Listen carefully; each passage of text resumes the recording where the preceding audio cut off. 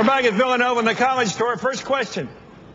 It's a pleasure to have you guys here, and I promise to take it easy on you, Senator McCain. I'm just curious, besides climate change, what do you think is the most important issue to our generation? And I want to know your stance on that issue. Keeping the nation secure, obviously. I mean, we have to always face that as our first priority. I think there's one other aspect here that, and it may not be as specific as you want, but as you know, there's a dramatic loss of confidence and trust in government. When you look at the approval ratings of the government, all parts of it, last approval rating I saw of Congress, I think, was 19%. You get down that low, you get down to paid staffers and blood relatives. And we've got to do business in Washington so that we really carry out the agenda the American people have, not our own, not catering to special interests,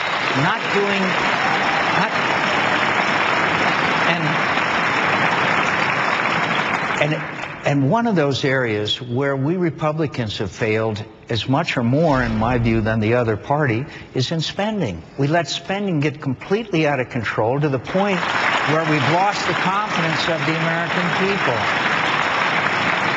We once spent $3 million not long ago to study the DNA of bears in Montana. I don't know if that was a paternity issue or a criminal issue. And you laugh and you joke about it when you read about these pork barrel projects. People talk about them all the time on Chris's show.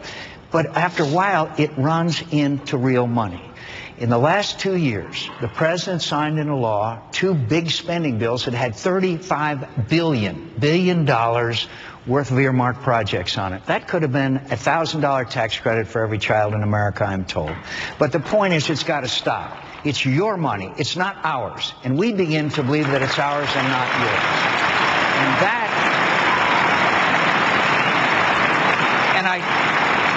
And I believe that being careful stewards of Americans' tax dollars is one of the most important ways of restoring trust and confidence on the part of the American people in their government. Then we'll take on fixing Medicare, Social Security, and the other serious challenges that we cannot hand off to your generation. Next question, please. Hi, Senator. My name's Allie Flukes, and I'd like to thank you for being with us. In the past, you've talked about enforcing a rogue state rollback foreign policy. Do you stand by that today? And if so, how will you implement it? I think we have a lot of challenges in the world. I think the overriding challenge is radical Islamic extremism, as I said. I think it's an ideological struggle at the end of the day, not that much different in some ways than our ideological struggle with communism and the Soviet Union. But I also think that with the proliferation of nuclear weapons and weapons of mass destruction, we have to do what's necessary to try to prevent those countries from acquiring those weapons which could destroy us. In the Iranian situation, as we all know, overwhelming evidence is that they're developing nuclear weapons. I think at the end of the day we can't allow them to have nuclear weapons, but I think that we should join together with other nations, the French, the Brit. By the way, in case you haven't noticed, we now have a pro-American president of France, which shows if you live long enough, anything can happen in this world, as you know.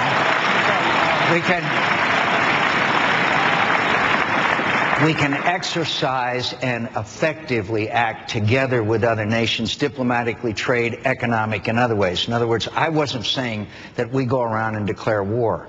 I'm saying we, nations of like values, principles, and the belief in democracy and freedom should make efforts to modify the behavior of those countries. Does that help?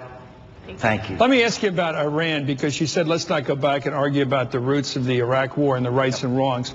There's a lot of stories floating around D.C., as you may know, true or false, that we are very intent on stopping the Quds force in Iran, the radicals, the Iranian Revolutionary Guard, etc., that are helping arm and supply and train people coming in and killing our guys in Iraq.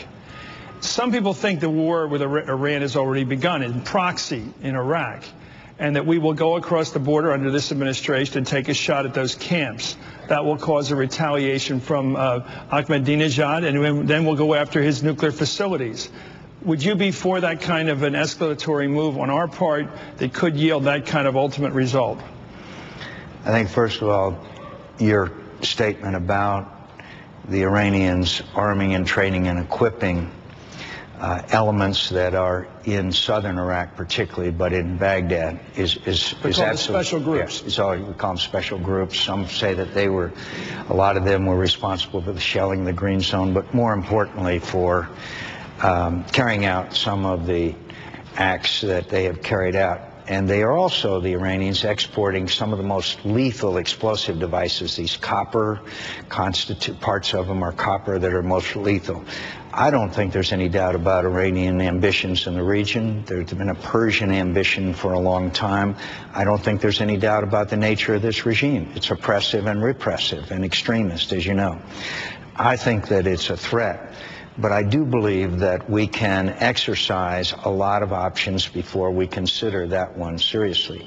As I said just a second ago, I don't think we can allow Iran to have nuclear weapons. They are also, by the way, they're dedicated to the extinction of the State of Israel. That should alarm us when a country is dedicated to the extinction of its neighbor and is progressing towards the acquisition of the means to doing that. So the capability to do that. So what's the red line, Senator? I don't know what the red line is, Chris, except to say that I believe that we can act with nations of values and principles that we hold dear and exercise enormous pressure, diplomatic, trade, financial. There are financial institutions in Europe right now that are extending unlimited lines of credit to the Iranians. Of course, why not? They've got their oil. But I think that they're a shaky government. Their economy is poor despite their oil revenues because of their lousy government. And I think we have to exercise those options long before we consider a military one, because as you just described it, I think the consequences of military escalation are very severe. I also think Iranian the Russians are blocking some of the progress we want to make through the United Nations Security Council, as you know. The Iranians are close to, in the view of many people, of reaching a, quote, tipping point, at least in the technology, that they've reached such a point in developing it that it is inevitable that they do develop a nuclear weapon. And a delivery capacity. They could create a missile. Yeah. And that's their intelligence, published intelligence says that. And the other effect would be that every other nation in the region would feel compelled to develop nuclear weapons. How do you think the Saudis would? Well, the concern a lot of people have is we're fighting a war that's not done by any means in Afghanistan, as you know, and you've been over there. And the Baghdad situation is very unstable for a while now, at least. Can we take on a third Islamic war? I think it would be incredibly difficult. But here's one of the things that I would do as president. I'd be calling in the leaders of Congress and the Intelligence Committee, and I'd say, look, my friends, here's a situation that is unfolding. I think it's pretty much as you described it. Now, let's examine our options. Because if, God forbid, and I say that with all sincerity, we have to put Americans in harm's way again, I want you to be in on the takeoff as well as the landing.